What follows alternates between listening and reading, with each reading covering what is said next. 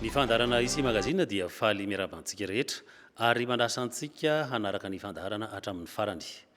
Ny andro ny 20 febroary dia andro napetraky ny UNESCO ho andro iraisam-pirenena ho an'ny tenin-dreny na ny langue maternelle. Ka noho izany dia iompana manontolo amin'ny tenin-dreny na langue maternelle ny fandarantsika isi magazine izao 20 febroary takariva izao. Mikasika izay dia nanasa vahintsika dia ny professeur Irène Rabenoro. Ny professeur Irène Rabenoro izay professeur titulaire eny amin'ny université an'Antananarivo. Iresadresaka amintsika manodidina ny tenin-dreny na ny langue maternelle. Mirabanao professeur Irène Rabenoro, tonga soa. Miraba tompoko, mirabanao Andriamatoa Ratsimbazafy ary misaotra anao nanasa amin'izao alahady arivariva zao.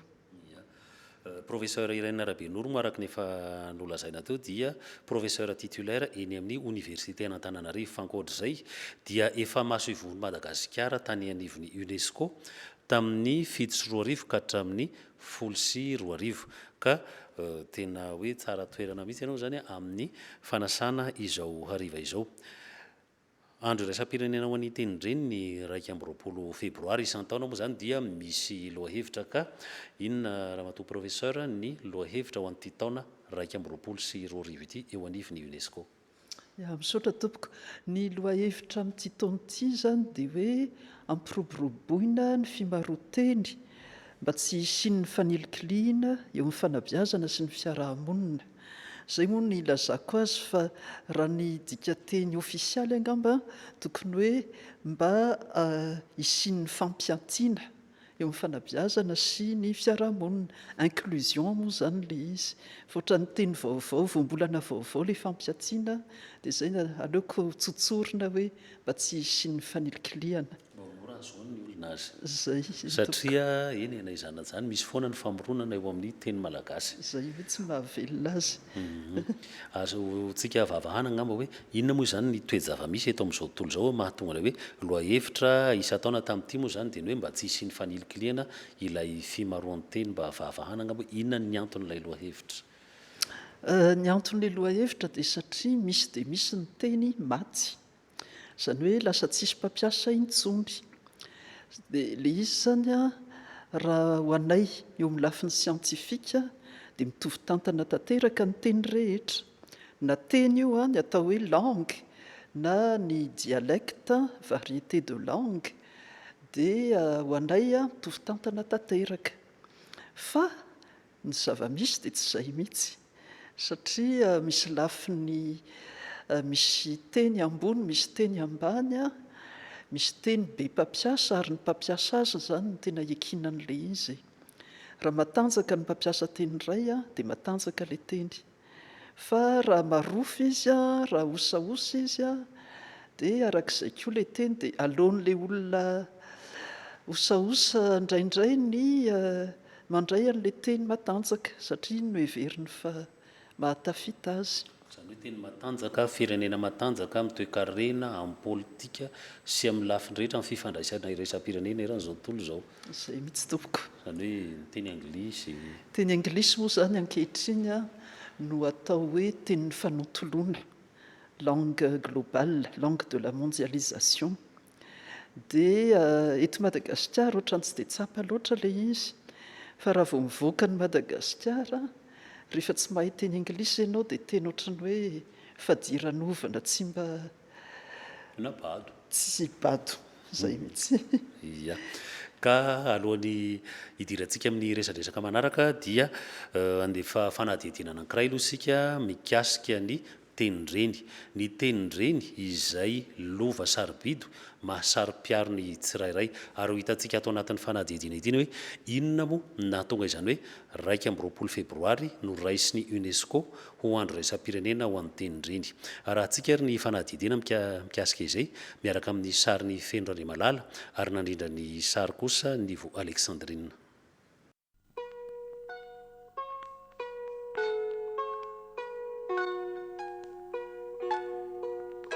Ny 20 febroary dia andro natokany UNESCO ho andro ny tenin-dreny na langue maternelle nanomboka tamin'ny taona 2 arivo. mba hampiroboroboana ireo karazan-teny marobe eran-tany sy ireo kolotsaina samihafa izay ilafihan'ny fiainan'ny zanak'olombelona. Ny fitenenana frantsay hoe langue maternelle sy ny fiarovana azy dia nitsimoka tao amin'ny Abbaye de Gorze any akaikin'ny Metz any Lorraine any Frantsa tamin'ny taonjato faha 110. I Lorraine sy Alsace any Frantsa dia faritra amin'ny teny Lorrain sy Alsacien izay teny paritra Germanika, izany hoe iray karazana amin'ny teny Allemand. Ireo mpitoroteny any am-piangonana tamin'ny taonjato faha 110 dia niady mafy mba hatao amin'ny teny Lorrain na Alsacien izay langue maternelle fampiasa any an-toerana ny toroteny, fa tsy ho amin'ny teny roman na langue d'oil izay nipoiran'ny teny frantsay ankehitriny. Io teny hoe langue maternelle io taty amin'ny faran'ny taonjato faha 20 no natao lasitry ny dikarabaky teny hoe tenireny. Le tenireny aloha dika teny nataoko e. Ary nisy olona tsy dia nanaiky alay satria hoe voalohany indrindra aloha arabaky teny hono le izy. Dia manarak'izay hoe tsy mifanandrify amin'ny fisainana malagasy fa ny matanjaka amin'ny malagasy dia ny ray.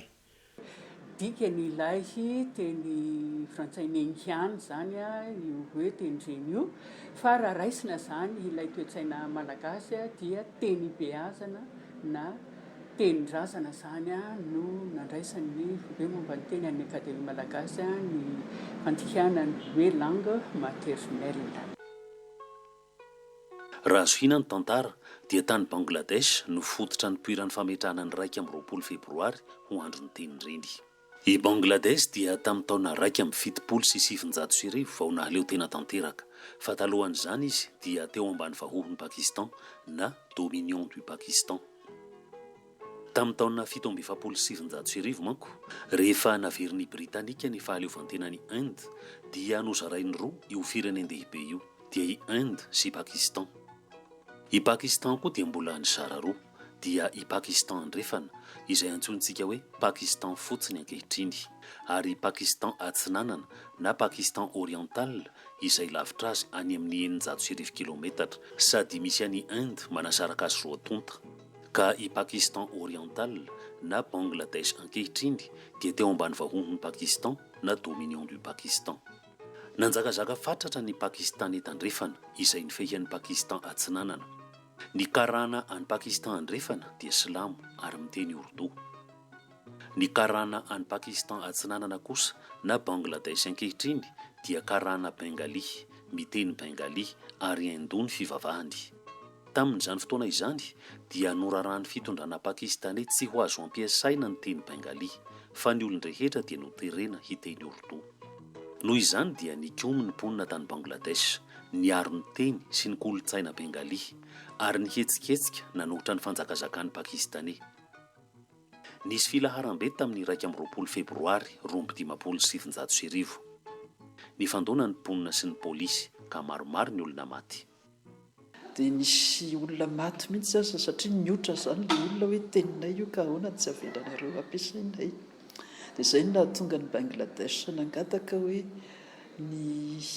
io datin'ny 21 febroary io no mba akalazana ny teny beazana ho sisitsika fa raha ny marina tenin-drazana no tena fitenitsika malagasy. Taorian'izany dia nanangana ity tsangam-bato ity antsoina hoe Saïd Minara ny Bangladesh ho fahatsiarovana ireo maty martiry noho ny fandalany sy ny fiarovany teniny sy ny kolotsainy. Farany nahazo fahaleovantena tanteraka i Bangladesh na Pakistan oriental taloha tamin'ny taona 1770. Ho antsika eto Madagasikara sy any amin'ny fireneny rehetra, ny tenireny na teny beazana na tenin-drazana dia miseho amin'ny endrika maro. Ny teny malagasy dia anankiray, ary mampakanankarena ny teny malagasy dia maro ny fiteny ao aminy. Ny fiteny ara-pahatra maka ohatra hoe rakibolana dictionnaire zao, misy dictionnaire malagasy sy teny anankiray, fa amin'ny fiteny malagasy zany misy dictionnaire bara sy italiana. Zany hoe teny fiteny bara zany nampiasaina, ary ny fiteny bara dia teny malagasy.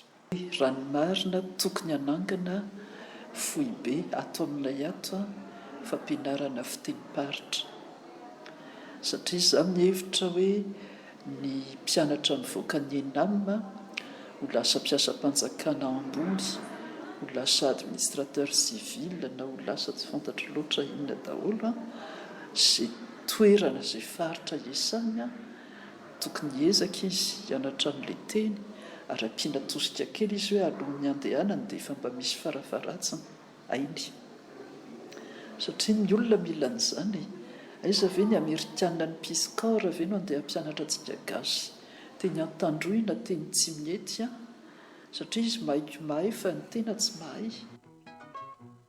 Tamin'ny taona 2000 fony Andriamatoa Kofi Annan, sekretera jeneralin'ny firenena mikambana, dia napetraky ny firenena mikambana tamin'ny alalan'ny UNESCO ho andro iraisam-pirenena ho an'ny teny reny ny 20 febroary ho fanomezam-boninahitra ireo nafoiny ainy ho an'ny taniny sy ny teniny ary ny kolotsainy ary ho an'ireo foko na firenena izay mbola miady mafy mba tsy hahavery-momoka ny teniny sy ny kolotsainy noho ny antony samihafa mifamafao eo amin'ny fiainana sy ny fifandraisan'ny samy zanak'olombelona.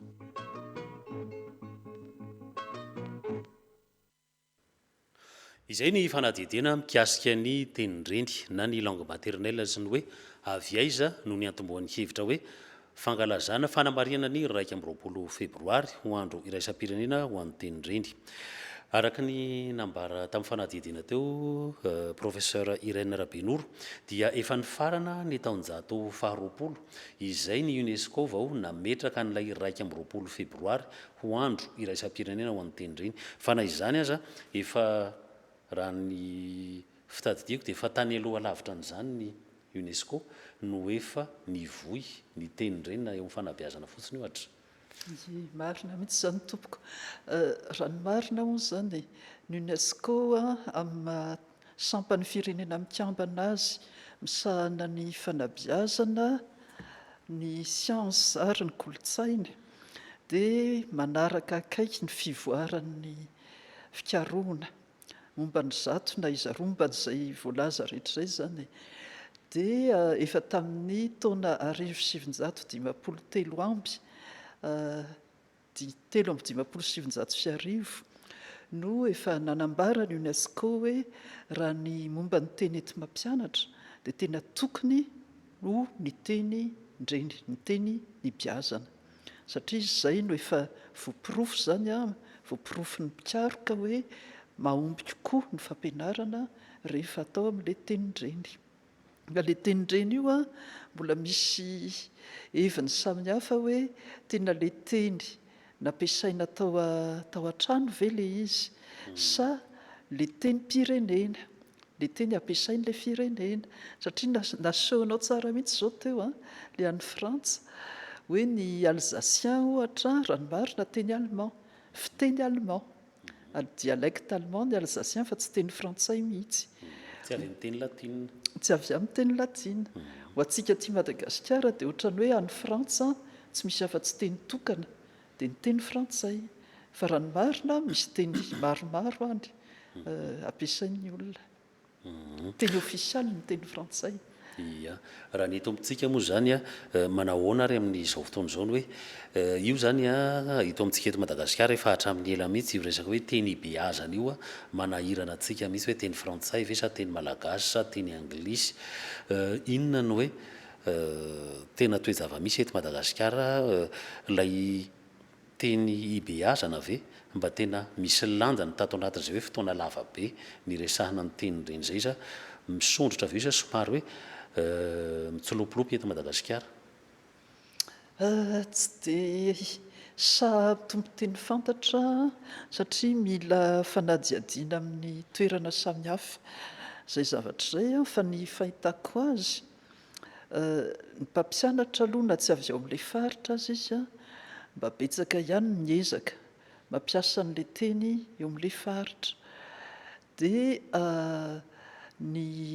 le izy zany zoon'ny olona ny mampiasa ny teniny fiteny moa zany ho anay dialecte na langue aminay mitovy fa ny zoony ihany koa ny mahay an'ilay teny fenitra ilay teny ofisialy langue standard zany hoe zo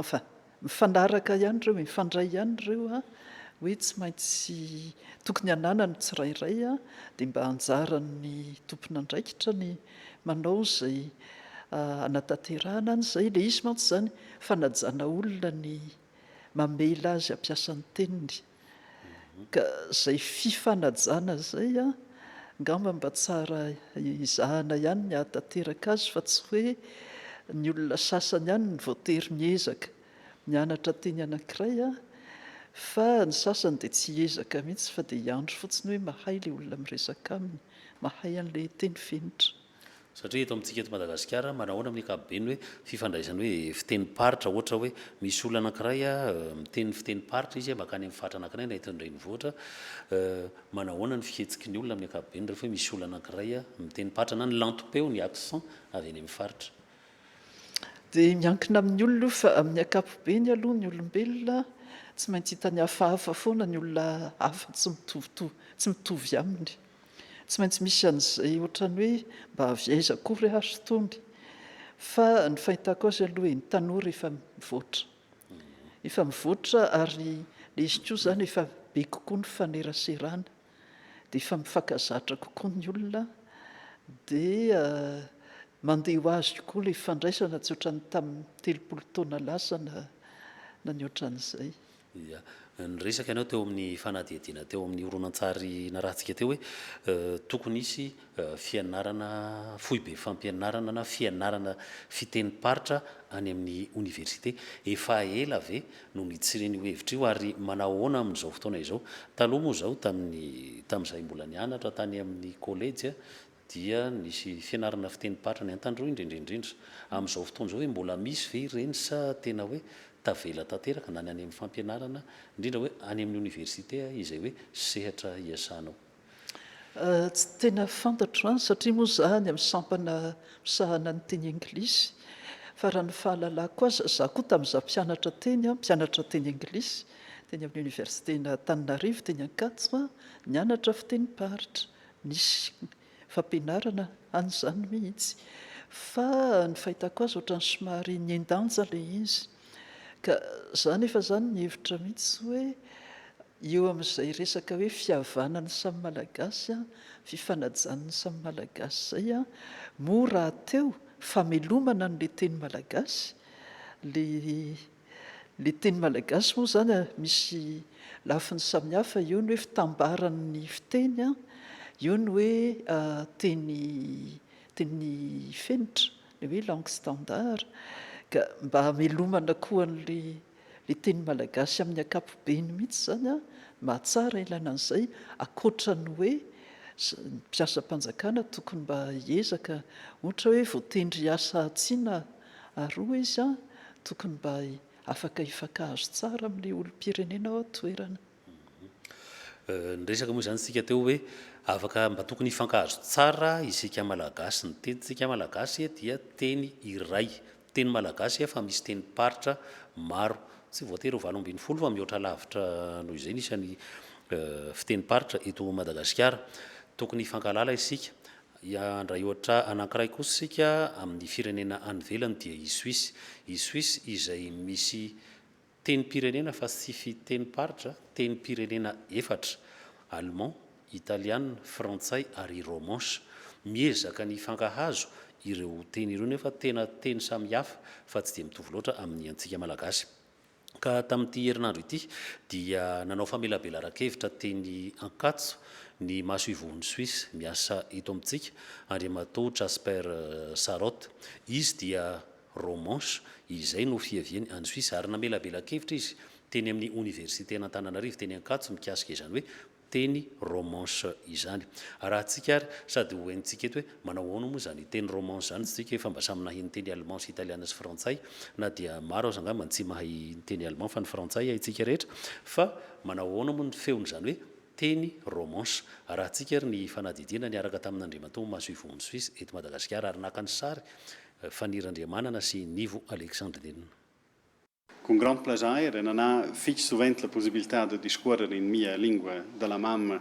qui in questo bel paese di Madagascar, e più naturalmente fitch jent questa possibilità di discorrere in perplez, e penso che vodo dire svelt che la melodia somalia in sich forse era italiano, ma da c'è la vart una certs plez che hanno certe silbes che ne sono tipiche per una lingua latina, ma il romanzo è qual caso, ma sono persuas che avesse la possibilità di leggere se qua c'è una dit e rinscritto, voi inclesset circa tot. Grazie Fitch.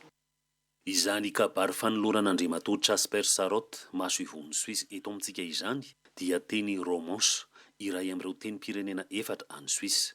Ka ny ampahan'ny mponina any amin'ny canton de Grison, any amin'ny ilany atsinanan'ny Suisse no miteny azy, ary Andriamatoa Jasper Sarot dia romanche. Le romanche, c'est une des 4 langues nationales. C'est la 4e langue nationale, donc en Suisse on peut dire quelle est la première, la deuxième, la troisième, la 4e. C'est simplement la plus grande et la première. Le romanche, c'est la 4e langue. C'est une langue parlée surtout dans le canton des Grisons. C'est le canton, c'est une région, l'équivalent d'une région ici à Madagascar.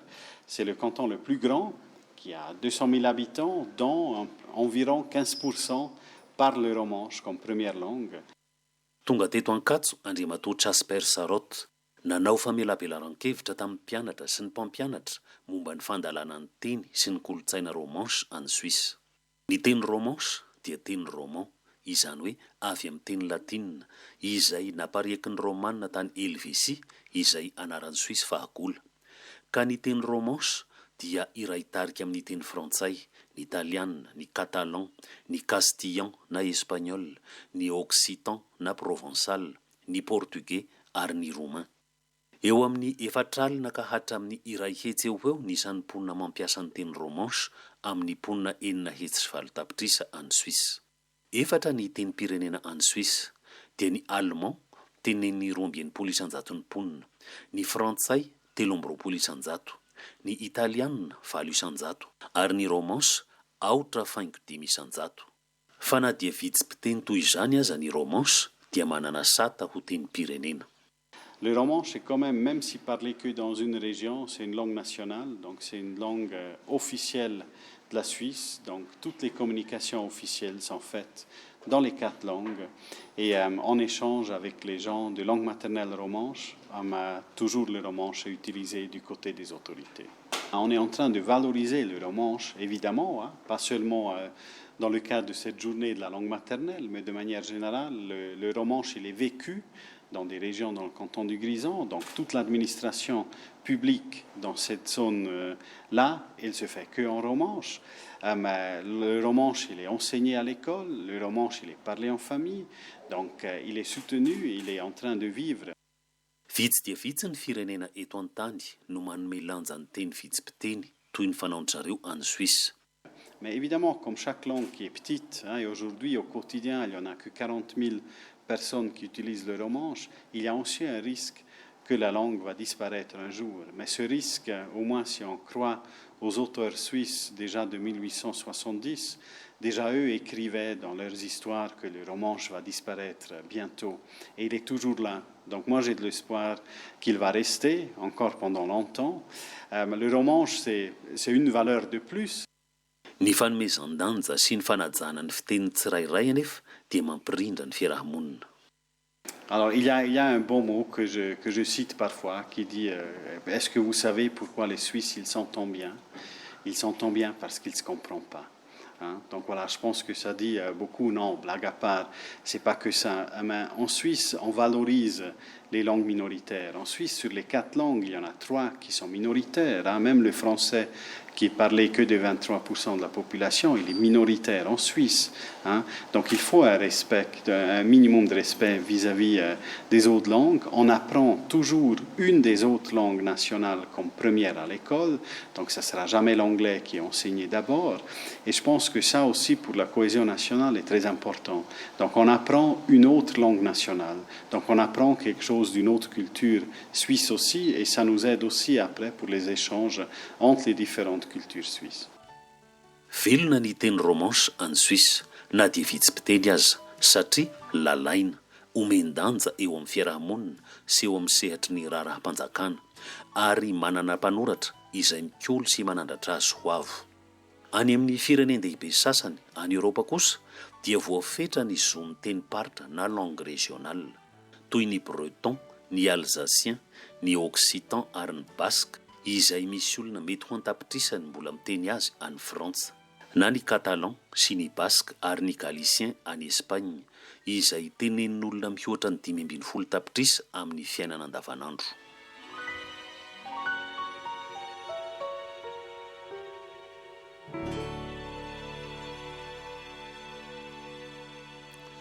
Izay ny fanadidina mikasika ny teny romanche any Suisse, iray amin'ireo teny efatra izay tenena any Suisse miaraka amin'ny teny allemand, ny frantsay sy ny italiana. Ny romanche aotra faingo 500 no miteny azy any Suisse, olona efatralina ka hatramin'ny ray hetsy eo farafahabetsany. Inona zava-misy any Suisse, ramatoa professeur? Inona no anatra azontsika raisina amin'ny zava-misy any Suisse?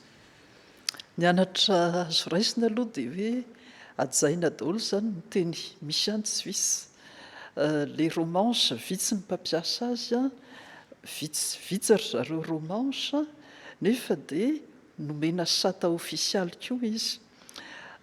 Fa ny marihiko fotsiny angambany somary mampiavaka azy dia mitovitovy saranga ry zareo Suisse.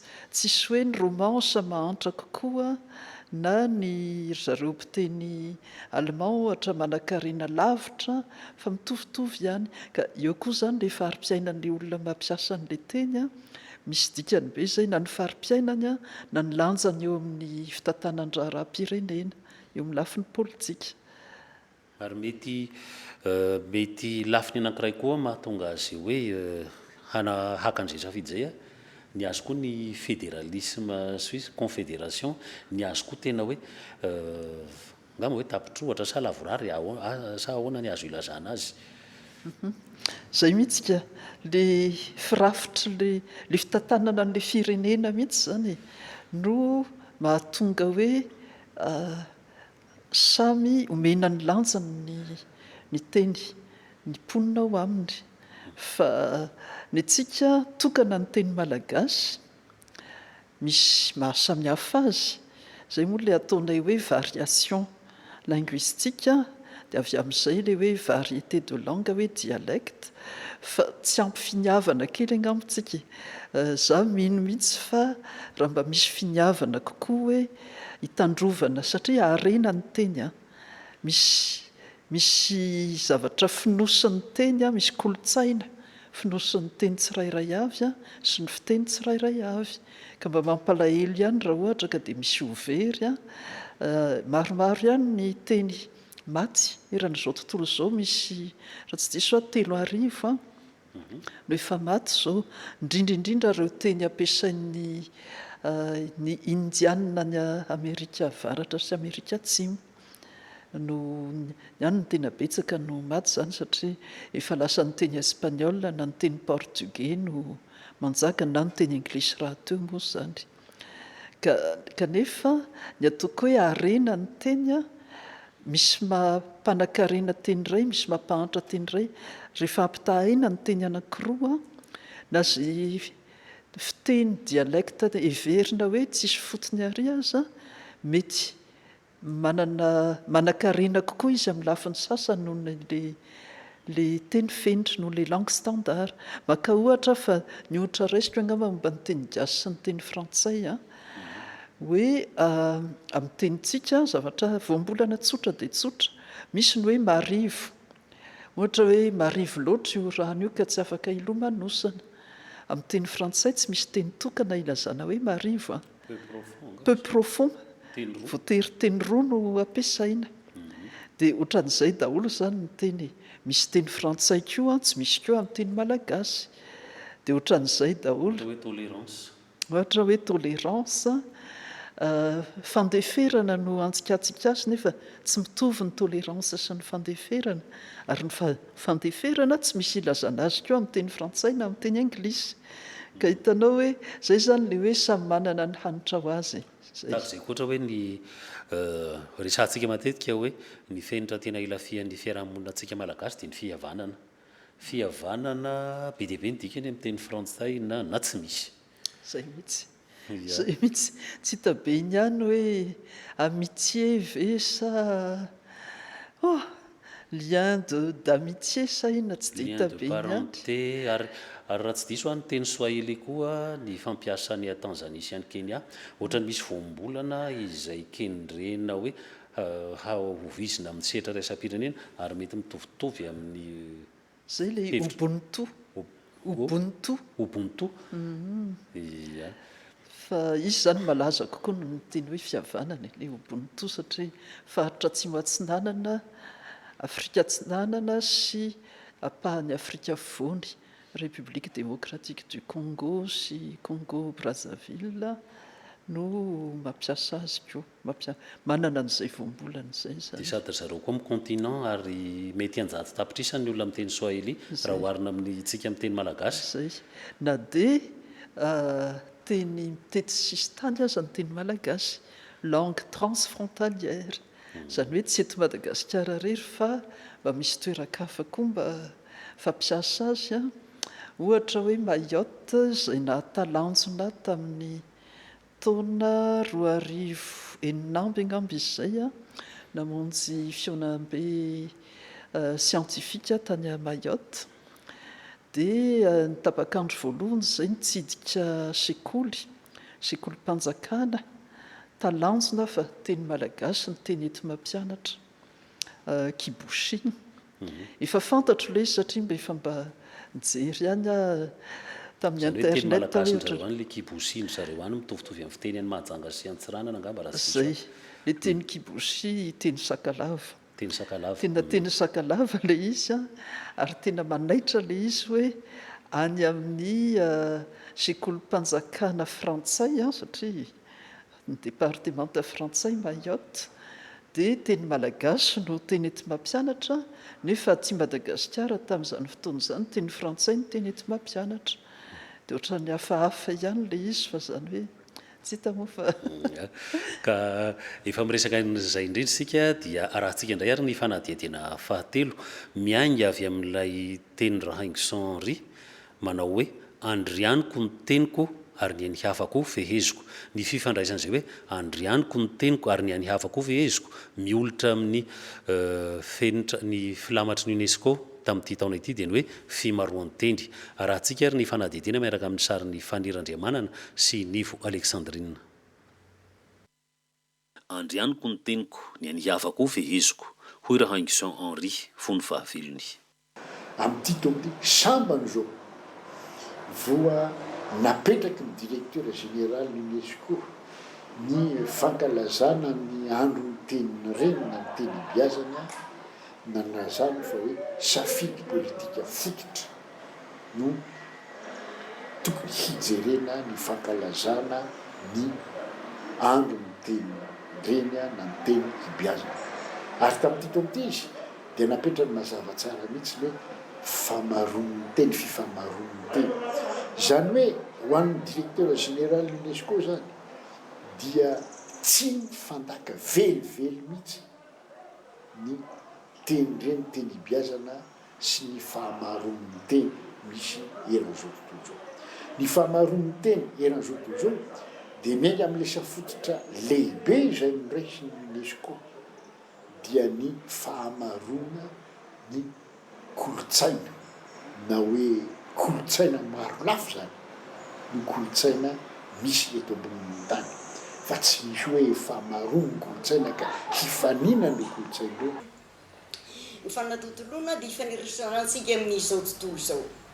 Isika malagasy izay efa misy teny tsy latsaky ny folo ampiasaina eto efa mifanirasera koa ireo ankizy mpianatra sy mpiaraka ireo amin'ireo firenena izay ianaran'ny teny reo fa ireo koa no mampita amintsika nisy hotoavina avy any ivelany amin'ny alalan'ny teny sady mampita any ivelany koa nisy hotoavina malagasy. Ary fantaritsika tsara fa misy ireo sy ny tena mpanjakana tahaka ny ambassadeur ny mahasoivon'nypirenena tonga eto amintsika anisan'ny zavatra voalohany ianarany le miarahaba amin'ny teny pirenentsika teny malagasy ny misaotra ary indrindrindrindra mivoy an'le hoe fihavanana. Ny olana eto Madagasikara sy ny ankamaroan'ny tany voazanaka dia toa mirona amin'ny fiheverana ny teny vahiny toy ny teny frantsay sy ny anglisy ho misy lanjany kokoa ny olona eo amin'ny fitenenana andavanandro sy amin'ny fanabeazana indrindra ny mponina an-tanan-dehibe. Amin'ny fandaniako ny zava-misy eo amin'ny tantaran'ny firenentsika sy eo amin'ny fandaniana ny voka-pikaroana ataony manampahaizana amin'ny fireneny samihafa sy ny fanambarana lehibe izay nataony UNESCO efa tany amin'ny ampolo taona ny mahery lasa tany aloha tany dia miombikevitra amin'ireo mpikaroka sy manampahaizana eran-tany sy eto an-toerana ny amin'ny hoe tsy misy afa-tsy ny teny reny na ny teny beazana teny malagasy zany ho antsika eto Madagasikara no teny aombiazana amin'ny fampianarana ny zaza malagasy. Tsoa fa efa manana an'izay politique linguistique izay tsika amin'izao fotoana izao fa dia ny anolorana azy any amin'ny solombavam-bahoaka solontenan'ny vahoaka no andrasana amin'izao fotoana izao ka eo indrindra manko raha ohatra ka tsy matotra izay politika antsika izay amin'ny resaka teny dia tsy matotra ihany koa zany ny raharaham-pirenena amin'ny ankapobeny. Manampitrotraka ny tarazo napetraky ny tantara sy ny jeografia ny fanatontoloana amin'izao fotoana izao izay manery ny olombelona rehetra eto an-tany tsy maintsy hianatra na hahafehy ny teny matanjaka mba hanana ny anjara toerany eo anivon'ny fiarahamonina eran-tany. Raha raisiko amin'ny fifandraisantsika sy hiajara Tsimbazafa ohatra za no teny frantsay dia ianao no teny swahili dia andeha aniry mivarotra na ny contrat rehetrarehetra ataontsika ohatra ny contrat zany zao ao anatin'ny fitsipika resam-pirenena tsy azonao atao velively mihitsy amin'ny swahili na teny gasy fa tsy maintsy ny teny anglisy no 2 fois amin'ny contrat rehetrarehetra ny commerce international be da be zany ny contrainte sy obligation ohatran'izany hoe renforcer ny puissance économique anao ny fananana langue anankiray tia ny langue fehezinay dia mandeha dans ce sens ny varatra rehetra atao.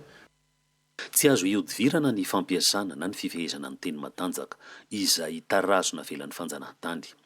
Ankehitriny kosa dia lasa safidy izy io ho an'ny firenena sasany izay tsy fehezin'ny tenin'ny mpanjanaka azy taloha intsony fa ny findralasy raha izay no heveriny fa mety kokoa amin'ny fiainany sy ny toe-kariny ohatra i Rwanda sy Mozambika. Maninona ohatra mety magagany olona hoe maninona Rwanda no ny safidy hiditra amin'ny iteny anglisy na i Mozambika lasa miditra any amin'ny Commonwealth izy anankiroa amin'ny Commonwealth reo zao nefa ny teny portugais nefa Mozambika amin'ny teny portugais ary Rwanda zanatany belge. Resaka géopolitika mahatonga an'izany satria Mozambika dia izy rery ny teny portugais amin'ny faritra misy azy ny teny anglisy daholo ny olona dia voatery izy zany mba hahafahany mifandray amin'ny manodidina azy dia tsy maintsy niditra amin'ny fikambanany olona amin'ny teny anglisy. Rwanda mety ny eritreretra angamba n'izy hoe satria izy dia tany mihiboka tsy manana sisin-dranomasina dia Kenya sy Tanzania no ahafahany manondrana sy mampiditra entana avy any ivelany ary eo ny akaiky azy ny Siranatsambo Mombasa sy Dar es Salaam zany. Dia hitanareo amin'izany fa lasa safidy indray zany no fisafidianana ny teny ifandraisana.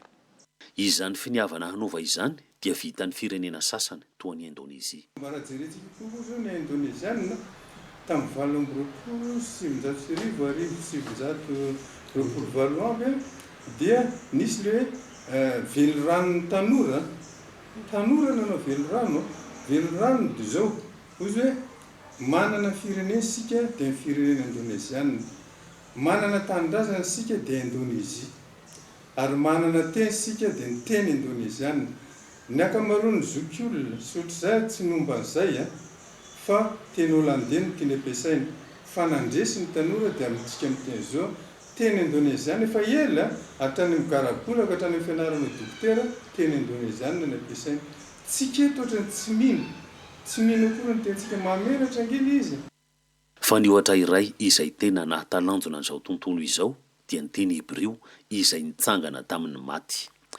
Taorian'ny fahababoana tany Babilôna dia efa tsy nisy mpiteny intsony amin'ny fiainana andavanandro ny teny hebreo, fa ny hebreo dia lasa teny vakiana fotsiny any amin'ny sinagoga sy any amin'ny tempoly, ka ny teny arameanina avy any Siria no lasa fiteny andavanandro tany Jodia, ary Kristy dia ny teny arameanina.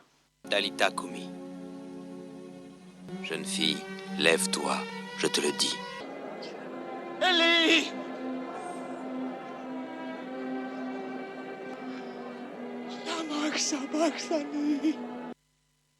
Noho ny ravan'ny tafika Titus mpitaritafika Romanina i Jerosalema tamin'ny taona 70 dia nipariaka eran'izao tontolo izao ny vahoaka jody sady naka volotany.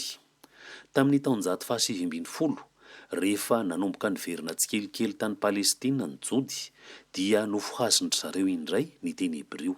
Tsy tanteraka nefa izany raha tsy nisy finiavana sy mpitarika toa ny Eliezer ben Yehuda izay niasa mafy nandrafitra ny teny hebreo moderna. Ankehitriny nanomboka tamin'ny 770 niverina ary amin'izao fotoana izao hoe teny pirenen'ny Israeliana amintsika miteny zao. Ny olona zany manana ny ambo-po zahay jiosy manana ny teninay zay ka na nivonoana azy satria nasokajo teny maty ny teny hebreo velona izy ankehitriny. Ny tsika teny velona anisan'ny matanjaka indrindra tsika ohatrany tsy manakamo. Ary ankehitriny dia milofo hanana ny anjara toerany tandrify azy koa ny firenena vao misandratra toy ny Sinoa. Zavatra misy amin'izao fotoana izao ny Pax Americana efa hitantsika efa misy foana dia tsy dia vendrana koa le Sinoa dia misy amin'izao fotoana izao zany ny antsoina hoe Pax Sinica dia mba nitady ihany koa hoe ahoana ny balancevana ilay fahefan'ny teny anglisy dia nicréé betsaka izy mitsara izy amekonosa fa ny Institut Confucius eran-tany zao dia tena efa maro lavitra no ny centre fianarana teny anglisy. Ny mandarin dia anisan'ny manomboka miroborobo eto Madagasikara, eto Afrika ary manerana ny zao tontolo zao. Eo amin'ny université an'Antananarivo fotsiny zao dia misy ny Institut Confucius Sinoa, misy koa ny Institut Japonais, mbola betsaka koa no avy fa dika izany fa ny firenena tsirairay avy dia miezaky ny mampivoatra ny azy. Ny toe-javatra sy ny toe-tsaina misy eto amintsika ankehitriny dia maniry antsika hanana politika ny teny voasaina sady tsara rafitra. Efa nisy ny ezaka natao tany aloha. Ka hoy aho hoe raha izaho manokana ary betsaka milaza an'izany ohatra hoe ny professeur Charles Kadou izay ancien doyen ny faculté de droit ary anisan'ny mpanoratra mikasika ny Madagasikara mirehatra lalàna na resaka politika dia milaza hoe tsara iny fanagasiana natao iny fa lesoka fotsiny dia tsy dia niomana loatra tamin'izany tsika. Ankehitriny rehefa no halalinina ny ezaka natao tany aloha dia renina izay heverina fa lesoka. Hatramin'ny taona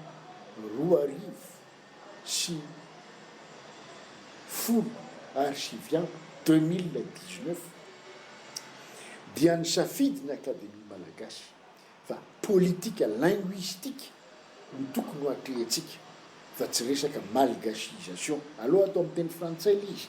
Ny antony manko dia misy tsy mahazo ny teny malagasy ka dia aloha mahasamihafa. Malgasisation no tompoko dia hoe fanagasiana amin'ny teny malagasy zay fampiasa ny amin'ny teny vahiny na hoe teny baiko. Tsy izay ilay izy satria antony roa no nandavany ny Akademia Malagasy ny teny hoe malgasisation. Voalohany ny teny vahiny zany no teny lasitra dia tadiavana zay metimety koa amin'ny teny malagasy ka manahirana zay satria tsy manasina ny teny malagasy zany fa miankiankina ny teny malagasy amin'ny teny vahiny. faharoa manarakaraka zany de zava-dehibe ihany koa hoe malagasisation le teny vahiny viny le teny lasitra dia sady tantara noaina ary fiainana le olona nampiasa azy amin'ny teny vahiny azy nefa ny fisainana ny tantara ary ny lalanombana tsy ao malagasy.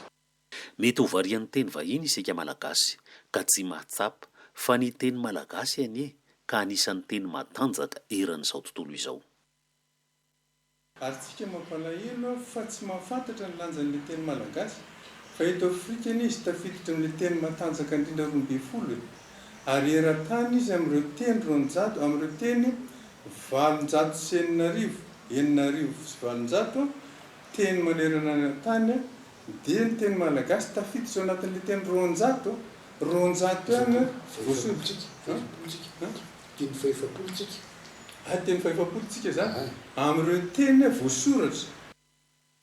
Andrianiko ny teniko ny any hafako feheziko izany teny Rahaingoson efa tany amin'ny 10 taona ny lasa izany dia mitety vanim-potoana ka tsy mifanalavitra amin'ny filamatry ny UNESCO ho any andro ny teny reny amin'ity taona 2024 ity.